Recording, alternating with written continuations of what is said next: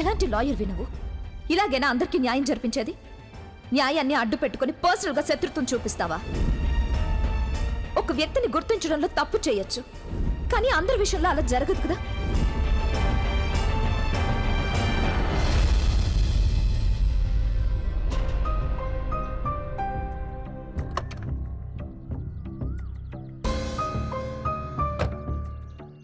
వెళ్దామా నాన్న?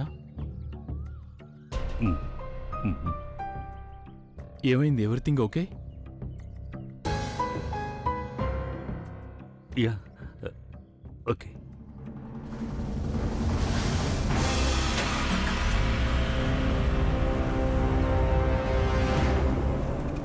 గంగా, ఏమైంది? నువ్వు బానే ఉన్నావుగా? అంతా తెలిసి అర్థం చేసుకున్న తర్వాత కూడా నేను ఎందుకు ఇలా ఆలోచిస్తున్నానో అర్థం కావడం లేదు. తను అలా చేయలేదని ఒక్కసారి చెప్తే బాగుంటుందనిపిస్తుంది, కానీ తను ఒక్క మాట కూడా మాట్లాడలేదు. నేను తన మీద కోపంగా ఉన్నాను, తనని తిడుతూనే ఉన్నాను, కానీ తను వింటూనే ఉండిపోయాడు. నేను తనని ద్వేషిస్తున్నాను, చాలా ద్వేషిస్తున్నాను. ఏడవకు, అంతా సర్దుకుంటుంది.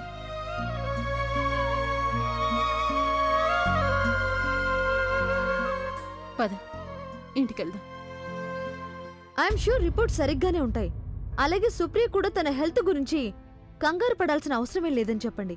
తనని సంతోషంగా ఉంచండి. అలాగే డాక్టర్. ఎక్కువ స్ట్రెస్ తనకి అంత మంచిది కాదని చెప్పండి. ఈ బ్లడ్ శాంపిల్స్ ఏవైతే ఉన్నాయో దాన్ని మీరు ల్యాబ్ లో ఇచ్చేసేయండి. రేపు ఉదయం కల్లా మీకు రిపోర్ట్స్ చేతికొచ్చేస్తాయి.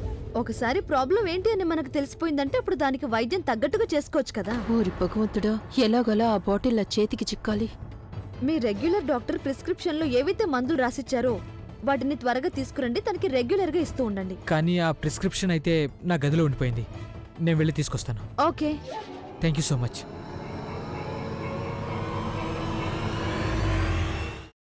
అమ్మా, అలాంటి వాళ్ళది నిజమైన ప్రేమ కాదు, అది వ్యామోహం. ఎగ్జాక్ట్లీ చిన్నత్త, నిజంగా ప్రేమించుకున్న వాళ్ళు అలా చేయరు. ఎంత మనసు విరిగిపోతే కన్న కూతుర్ని పట్టుకొని మా దృష్టిలో చచ్చిపోయా ఉంటుందా తల్లి? అది సరే అమ్మా, తన కూతురుతో తన మాట అనేటప్పుడు ఆమె మాటల్లో వ్యథ, కళ్ళల్లో బాధ గమనించావమ్మా? పెద్దబాబుకు బర్త్డే విషెస్ చెప్పు కూడా వెళ్ళాం కదా. ఊరికే ఎలా కాలిపోతుంది? మంట పెడితేనో పడితేనో తగలబడుతుంది.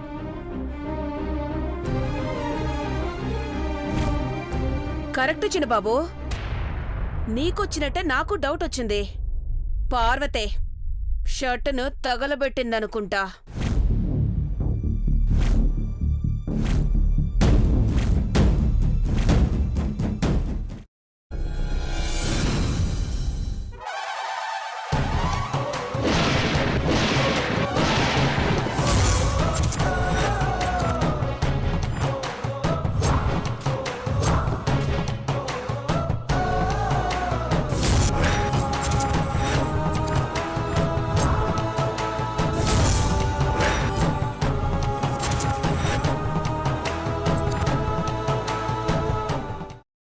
కున్న తర్వాత పొట్టు తీసేసి చాప్ చేసి పక్కన పెట్టుకోవాలి.